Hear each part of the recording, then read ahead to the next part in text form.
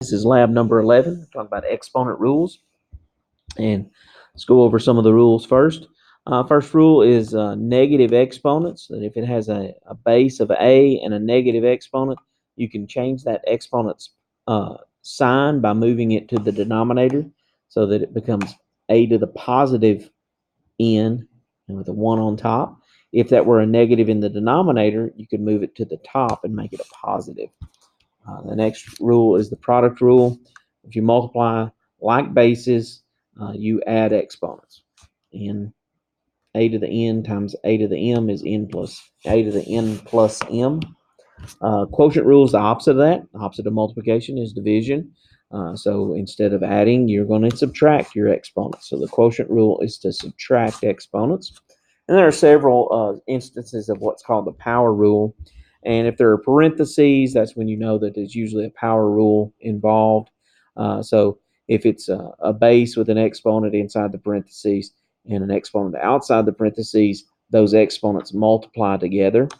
If there are more than one thing in the inside of the parentheses, the exponent distributes to each exponent on the inside. If there's a division problem in there, it distributes to the numerator and the denominator without changing signs.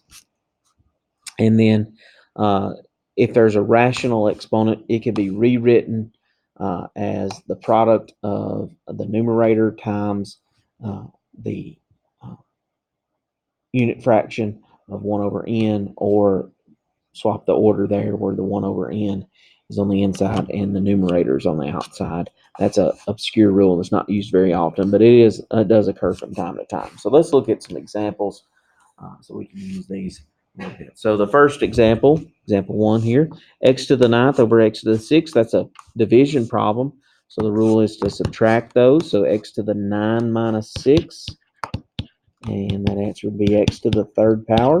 It's a positive exponent, so we can leave that one alone. Let's look at example 2. We have x to the 3/4 power to the time, all that in parentheses to the 8th. So we see parentheses, so that tells us power rule. So we're going to multiply these two together, and 3/4 of 8. So on your calculator, 3 over 4 times 8 is 6. So that's going to be x to the 6th power. Example 3, t to the 3rd times t to the 7th. The bases are the same. If the bases are the same, you add exponents when you're multiplying. So that'd be t to the 7 plus 3 is the 10th. Example 4 is also a product. You have a number in front, so we have some coefficients. 3 times 7 would be 21. And then this is, when there's not an exponent there, it's an understood one exponent. So 1 plus 4, the x to the 5th. 1 plus 5 would be y to the 6th.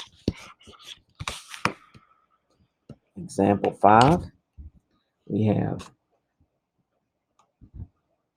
n to the 2/5, m to the 3/7, all of that raised to the 35th power over n to the 18th. So we're going to distribute this 35 to both of those exponents. So we're going to do 2/5 times 35, which would be 14.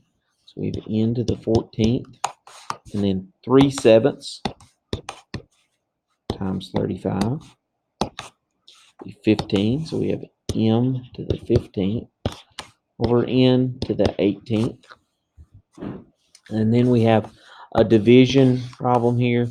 14 minus 18 would be n to the negative 4, m to the 15th. We can fix that negative exponent there by moving it to from the numerator to the denominator. So we have m to the 15th for n to the 4th as a final answer. So anytime we have a negative exponent, we want to fix that and make it a positive exponent at the end. Look at example 6. It's another occurrence of a negative exponent. Here's a power rule. T to the negative 24. 6 times negative 4 is negative 24. And we make that t over into the denominator, t to the 24th of 1 in the numerator. Example 7. Got some rational exponents to deal with. So 1/4, x to the 1/4 and x to the 5/8 over x to the negative 1/4 to the 3rd. So we can work the numerator together. Those are the same base, so we can add those exponents. So I'm going to add 1/4 plus 5/8, and change that to a fraction. So it's going to be x to the 7/8 on the top.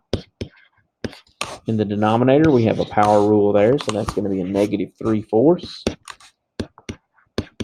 And then we're going to subtract 7/8 minus -3/4. 7/8 minus -3/4. Math, enter, enter. And that's a positive result. X to the 13/8. The last example here is to evaluate -256 to the 1/4. And notice that it's negative, then 256 to the 1/4.